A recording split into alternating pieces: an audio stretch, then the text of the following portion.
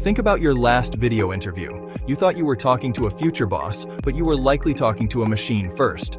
An algorithm was watching, analyzing your face, your voice, and your word choices. It wasn't just recording you, it was scoring you. That score could decide if a human ever sees your application. Your chance at a job might end before a real conversation even begins. You prepare for your AI interview, believing what you say is most important. But the AI isn't just listening to your words, it's tracking your smile, timing your pauses, and analyzing your facial movements.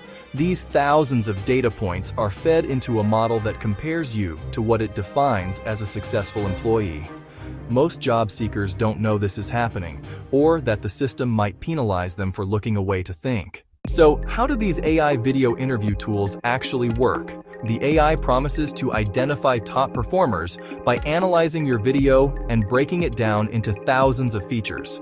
But this introduces a new layer of automated judgment that is often opaque and deeply flawed.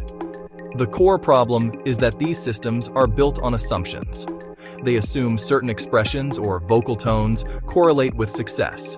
But these correlations are often based on biased data reflecting a company's past, uniform workforce. This creates a feedback loop that reinforces existing biases, making it harder for diverse talent to break through. These automated systems are not neutral. They are often deeply biased, and the data proves it. Studies on facial analysis technology, a core part of many hiring tools, reveal significant accuracy gaps.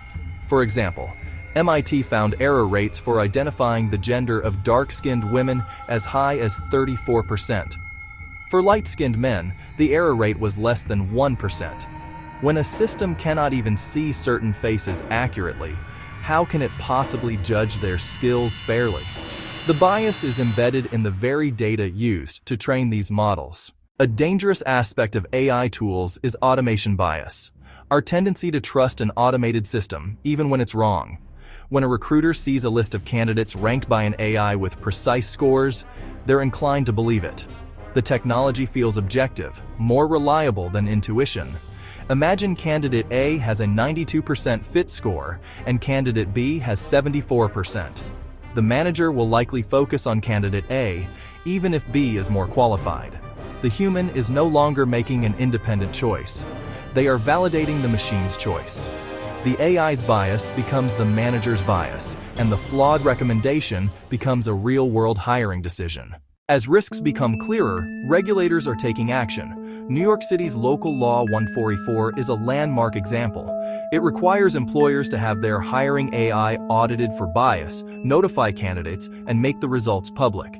This introduces a crucial layer of transparency and accountability. Until stronger regulations are widespread, you must assume an AI might be screening you. So control the variables you can. Ensure you're in a well-lit space with a neutral background. Position the camera at eye level and speak clearly. With these AI hiring tools, small, irrelevant changes can dramatically alter your score. Wearing glasses might lower your conscientiousness score. A bookshelf in the background might raise your openness score. Same answers. Two settings, two very different evaluations. This doesn't measure job qualifications. It measures how well you perform for the algorithm. The focus shifts from substance to appearance, judging people on superficial, arbitrary criteria. This creates a vicious cycle. A biased AI makes a biased recommendation. A human trusts it. This action generates more data, which is used to update the AI model. The original bias is reinforced, and the system learns from its own mistakes, becoming more confident in its flawed judgments. Employers have a responsibility to not blindly adopt these tools. Ask tough questions of vendors and demand to see independent, third-party audit results that prove the tool is not biased against protected groups. Consider whether the tool is solving a real problem or just automating existing bad habits. Prioritizing fairness over speed is not just ethical, it is essential for building a strong, diverse, and capable workforce. Ultimately, this is not just a technological issue. It is a question of our values. Technology is a tool, not an oracle. It is not inherently neutral or objective. We must decide which human tasks are appropriate to automate and which require human wisdom, empathy, and context. Do we want a society where a person's livelihood is determined by a secret score generated from their facial tics? Or do we demand a process that is fair, transparent, and accountable? As we integrate these powerful systems into our lives, we must remain vigilant. The central question is not what the technology can do, but what it should do.